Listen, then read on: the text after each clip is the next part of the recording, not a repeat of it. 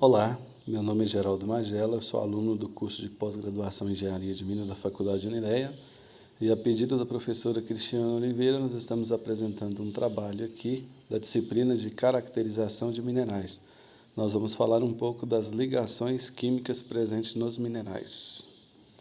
Podemos definir a ligação química nos minerais como qualquer força de atração entre dois ou mais átomos ou íons. Também podemos afirmar que o tipo ou tipos de ligações químicas presentes na formação de um mineral determinam, em grande parte, as suas propriedades químicas e físicas. Por exemplo, o sal de cozinha forma cristais com propriedades específicas bem diferentes do elemento sólido metálico e o cloro, gás verde, ambos isoladamente.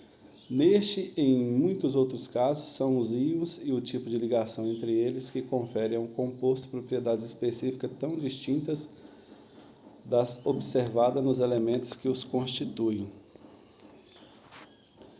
As forças de ligação entre si, as partículas componentes dos sólidos cristalinos são da natureza elétrica.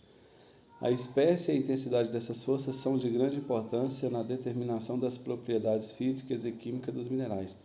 A dureza, a clivagem, a fusibilidade, a condutibilidade elétrica e térmica e o coeficiente de expansão térmica estão diretamente relacionados com a natureza das forças de ligação. Em geral, quanto mais forte a ligação, tanto mais duro o cristal, tanto mais alto o seu ponto de fusão e tanto menor seu coeficiente de expansão térmica.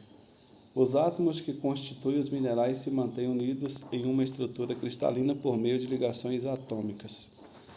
As ligações químicas presentes nos minerais são ligação iônica, por exemplo, podemos citar o sal de cozinha e o mineral halita. Temos também a ligação covalente e um exemplo bem forte aí é o diamante. Já na ligação metálica, nós podemos trazer como exemplo os metais nativos como ouro, prata, chumbo, ferro e alguns outros sulfetos. Na ligação de Van der Waals, por exemplo, nós temos a grafite, em compostos moleculares, e são ligações mais comuns também em cristais orgânicos do tipo arginina fosfatada monoidratada. E na ligação ou ponte de hidrogênio, nós temos aí um exemplo aí das micas, que é aquele mineral que dispersa em camadas. Vamos falar um pouquinho da ligação iônica. Ela é uma ligação quando ocorre ligação entre íons positivos, cátions e negativos, ânions, denominados de ligação iônica.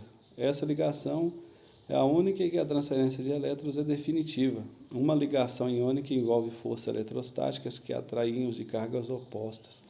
Íons são átomos em desequilíbrio elétrico e apresentam carga positiva ou negativa. Esse tipo de ligação geralmente ocorre entre um átomo ou agrupamento de átomos que tem tendência a ceder elétrons e um átomo ou agrupamento de átomos que tem tendência a receber elétrons. Os átomos que apresentam facilidade em perder elétrons são, em geral, os metais da família 1A, 2A e 3A. E os que recebem elétrons são os metais da família 5A, 6A e 7A. Os compostos iônicos, em geral, apresentam altos pontos de fusão e ebulição. São sólidos, duros e quebradiços, e solubilizam-se facilmente em solventes polares. Falando um pouquinho da ligação covalente, ela é um tipo de ligação química que ocorre entre átomos de hidrogênio a metais e semimetais, com a finalidade de ficarem estáveis. A estabilidade eletrônica é alcançada quando o átomo fica com 8 elétrons na sua camada de valência, a última camada eletrônica, ficando com a configuração de um gás nobre, sendo que a única exceção é o hidrogênio, que fica estável com apenas 2 elétrons. Portanto, os átomos dos elementos mencionados, hidrogênio, metais e semimetais, possuem a tendência de receber elétrons para ficarem estáveis, visto que não é possível que todos recebam elétrons, senão pelo menos um não ficaria estável. Então, os átomos envolvidos na ligação covalente compartilham um ou mais pares de elétrons. Veja como isso ocorre. Uma molécula de cloreto de hidrogênio é formada por uma ligação covalente entre um átomo de hidrogênio e um átomo de cloro. Conforme se pode ver abaixo, o átomo de hidrogênio possui somente um elétron na sua última camada eletrônica, precisando receber mais um elétron para ficar estável. A ligação covalente no diamante consiste em elétrons que são intimamente compartilhados entre os átomos de carbono. As fortes ligações covalentes normalmente são representadas como barras entre os átomos, como pode ser verificado na figura abaixo. Falando um pouquinho da ligação metálica, também conhecida como liga metálica, são ligações químicas que ocorrem entre átomos de metais que fluem livremente por uma camada cristalina bem definida. Determinadas condições normais de temperatura e pressão, essas mesmas ligações favorecem que as substâncias adquiram um elevado ponto de fusão e vaporização. Além dessas características iniciais, as ligações metálicas também apresentam uma densidade maior do que outros tipos de ligações químicas. As ligações metálicas, para além destas, também possuem outras propriedades, dentre elas estão a maleabilidade, ductilidade, brilho e boa condutividade elétrica, independente de estar em estado líquido ou sólido. Aí vocês podem ver aí uma representação da estrutura, né, da ligação metálica. Aí. Vamos falar um pouquinho das forças de Van der Waals. É um nome genérico dado às forças de natureza eletrostáticas e de fraca intensidade, tipicamente de 1 a 10 kcal por mol, que existem entre átomos que não fazem parte de um reticulado cristalino, seja ele iônico ou metálico. Essas forças são responsáveis pelas interações entre átomos e moléculas que possuem orbitais saturados e que, portanto, não podem mais formar ligações covalentes. As forças de Van der Waals são classificadas como sendo forças de natureza secundárias, podendo ser de caráter intra- ou intermolecular, principalmente intermolecular. No primeiro caso, elas são decisivas para a determinação de geometria de moléculas ligadas por ligações covalentes, e no segundo são as responsáveis pela possibilidade de liquefação de gases, como oxigênio, nitrogênio e argônio, e pelo fato dos polímeros apresentarem-se sólidos à temperatura ambiente.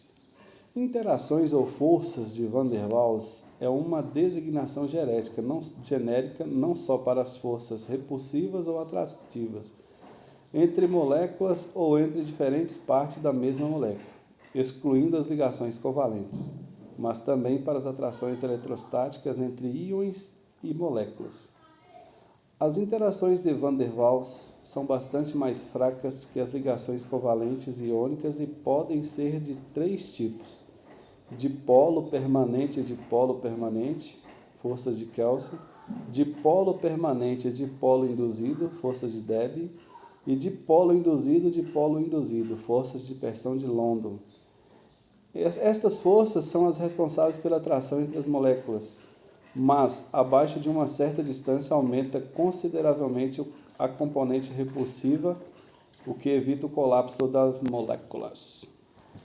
Agora, falando das ligações de hidrogênio, são o tipo de força intermolecular mais intenso que ocorre entre os dipolos permanentes das moléculas, em que o polo positivo é sempre o hidrogênio e o polo negativo pode ser um flúor.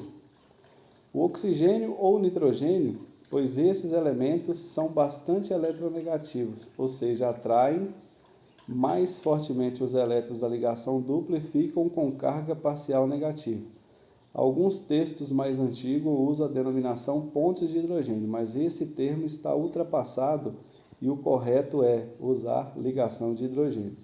Por exemplo, consideremos as moléculas do fluoreto de hidrogênio, uma molécula polar.